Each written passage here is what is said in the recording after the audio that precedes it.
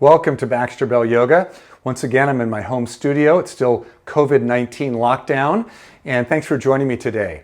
Just a couple of quick reminders. Remember, you can now take live streaming online classes with me from anywhere in the country or anywhere in the world, for that matter, 5 days a week, Monday through Friday. So check out my website for my schedule. I also have some upcoming workshops that are going to happen also on covering some great topics. So that's also listed on my website. So check that out soon. You can also find a link to buy my book, Yoga for Healthy Aging, along with t-shirts at my website, right? There's a trend happening here. And finally, one thing that's not on my website is longer on-demand videos, which you can find from the website on the screen right now. Look for their practice channel, and I've got a lot of stuff stored there, and you can enjoy that from the comfort of your home anytime you want to take a class. All right, without further ado, let's see what our pose of the day is going to be. So today we're going to investigate one of the more subtle practices of yoga, and that's engaging something known as a bandha, or a lock. The idea here is that we engage either a muscular action or a movement of the body that acts like the gates on a river when we have a lock on the river, which can control, obviously, the volume of water and the movement down a river in a very unique way. It can actually contain the energy of that water, in a sense, in a smaller space than just letting it rush down the river.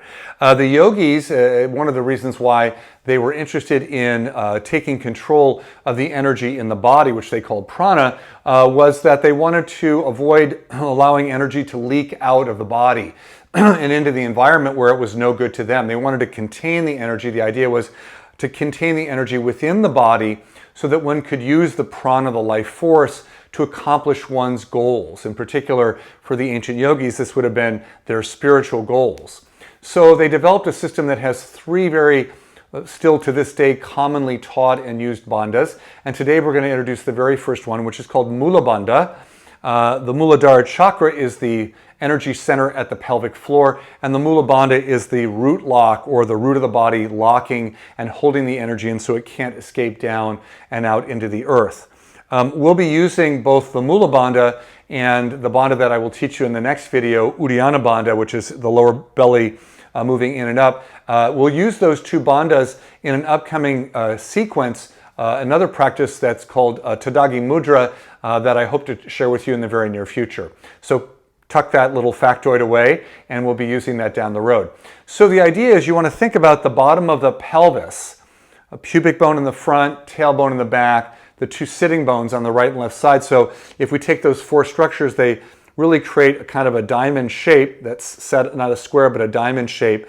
And there's, of course, a series of muscles that line the pelvic floor, and those muscles can be engaged. We often utilize that engagement of the muscles when we suddenly feel like we have to use the restroom, either to urinate or defecate, and we're not near a restroom, and so we actually engage those muscles to prevent ourselves from having that happen prematurely.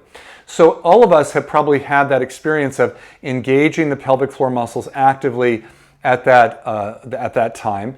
And in yoga, we can actually do this consciously. So the way that I was taught at the Krishnamacharya Yoga Mandiram in India many years ago was to engage the pelvic floor muscles, to squeeze them in and imagine them lifting up on an exhalation, and then on inhaling, relax the muscles down and out.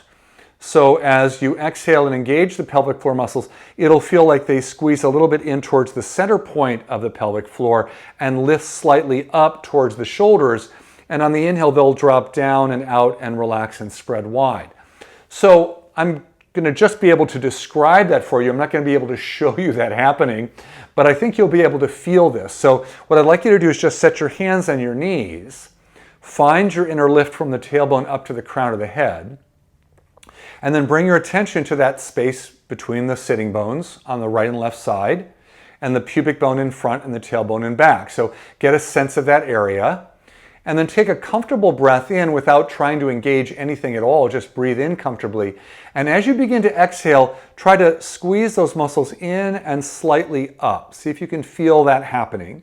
And then as you begin to inhale, relax those muscles down and wide out.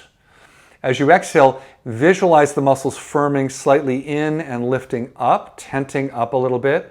And then as you inhale, relax the muscles down and out. On your exhale, you'll engage the root lock in and up. And on your inhale, you'll relax the root lock. You'll essentially open that lock. On the exhale, engage Mula Bandha, inward and upward. And on your inhale, relax it outward and downward. So try that a couple times. You don't have to lengthen your breath necessarily. So you could do this with your normal breath pattern, or we might play around with it today by just doing a slightly longer inhale and exhale. So let's try it with a 2-second exhale and a 2-second inhale. So relaxing the breath. And as you begin to exhale, 1001, 1002, engaging the bandha.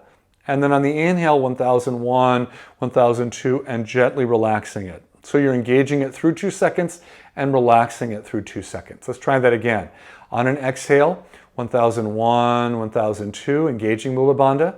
And as you're inhaling, 1001, 1002, relaxing it. Do that a couple times now. You keep the count in your mind. I'll be doing it as well. And I'm going to do about 4 cycles, right? So first cycle.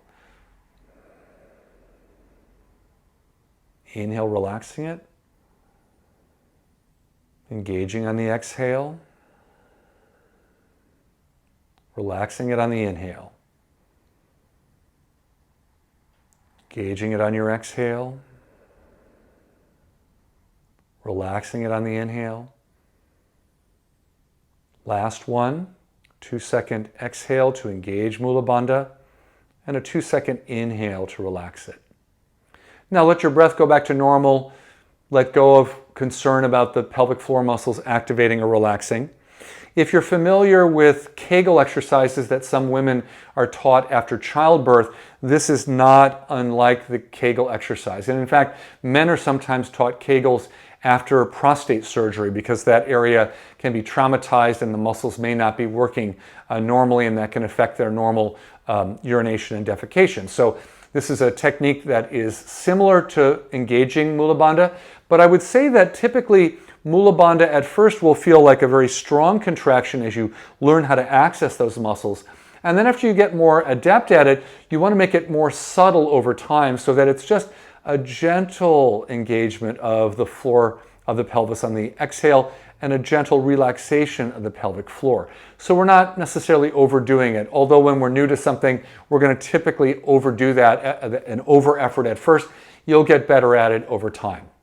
So today, a little introduction to engaging and relaxing Mula Bandha, the root lock that is involved in that pelvic floor area. Play around with that a little bit in your home practice. If it feels at all uncomfortable or uncertain, maybe reach out to me via email or another yoga teacher in your area where you live that can give you some personalized guidance as you start to work with these unique and subtle techniques of yoga. And as I said, stay tuned. In a couple of videos, we'll be putting that into play in a interesting dynamic sequence that involves some interesting breath work and some activation of the body. All right. Thanks, everyone. I look forward to seeing you next time. Don't forget to follow me on Facebook and YouTube at Baxter Bell Yoga. Join me for a live streaming video class soon, online live class soon. And until the next time, thank you for being here, and namaste.